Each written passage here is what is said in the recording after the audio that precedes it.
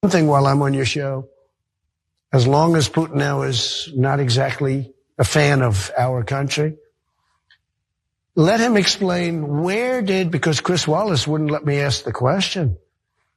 Why did the mayor of Moscow's wife give the Bidens, both of them, $3.5 million for them? That's a lot of money. She gave him $3.5 million. So now I would think Putin would know the answer to that. I think he should release it. I think we should know that answer. Yeah, you heard it. He's coordinating with an actual enemy of America, an actual enemy of democracy.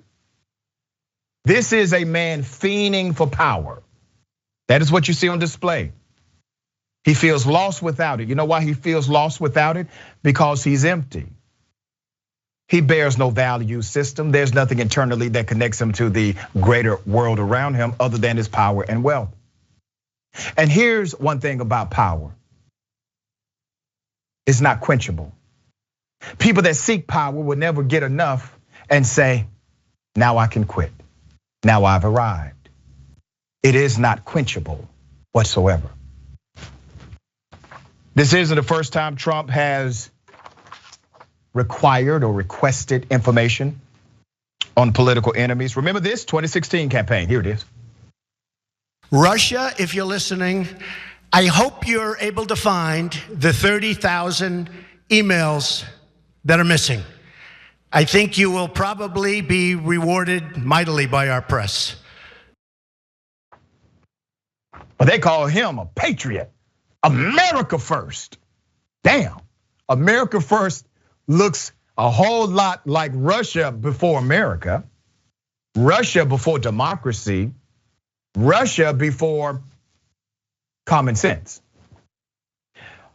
And Putin is not the only global leader that Trump has requested to find info on. Hunter Biden, remember that?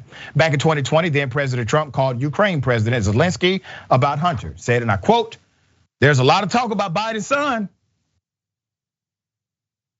That Biden stopped the prosecution, and a lot of people want to find out about that. So whatever you can do with the attorney general would be great," Trump said in the July 25th call. According to the memo, Biden went around bragging that he stopped the prosecution. So if you look into it, it sounds horrible to me. All of those were lies, by the way. Biden actually stands by the State Department's decision to get rid of a corrupt leader that was corrupt, all right? And he said, damn it, I told them, you keep these corrupt people in power, the State Department will no longer have this diplomatic relationship with you, and we will stop funding initiatives in your country. Boom, he said it. He said it on the record, all right? No issue there. Once again, ladies and gentlemen, the price of democracy is what, okay? Trump also reached out to Julian Assange about covering up for Russia. Here it is. President Donald Trump offered a pardon through an intermediary to Julian Assange if the WikiLeaks chief agreed to say that Russia was not involved in hacking emails from Democrats during the 2016 presidential election. A lawyer for Assange said that in a London court. How in the hell is Trump not locked up? Please explain this to me. Because obviously that notion that somehow presidents are not above the law, not only is that not true, ex-presidents are above the law. Ex-presidents are above the Constitution, obviously. What is it gonna take? Democrats, you need to wake the hell up. This man gets back into power, you can kiss democracy goodbye. It's gone. It is gone. He will appoint surrogates that will do his bidding. He knows what mistakes not to make this time. Brett, how do you see this? I see this as, I love the idea that he thinks that Putin is like doing nothing else right now. And that he's like, let me go get, you're right, you know what? I'm gonna put down this whole invasion of Ukraine thing. I'm gonna go get on that and get back to you. Also, if it was the case that Putin had dirt on the Bidens in a time when Biden is leading the global response, the unified global response against Russia economically, don't you think he would have dropped that anyway?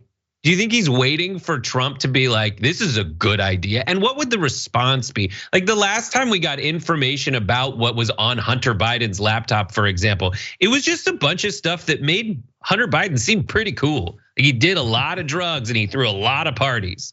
So like, I'm not sure the blowback that would have on Biden in a global setting. And then also, if you're gonna talk about nepotism, Trump, like just look in your own backyard. At least Hunter Biden is miles away from the levers of power. You put your son-in-law in charge of Israel.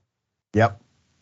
It just doesn't make sense. And what is, it only makes sense also if Biden was going easy on Moscow as a result of whatever money Trump's talking about. But he's going hard in the paint against Moscow.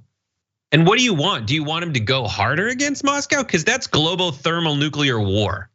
I don't think you want that either. You just want stuff to say on Real America News, which how much could that represent Real America? Where did they shoot that interview? It was like in Downton Abbey. No one in Real America is spending any time anywhere near those settings.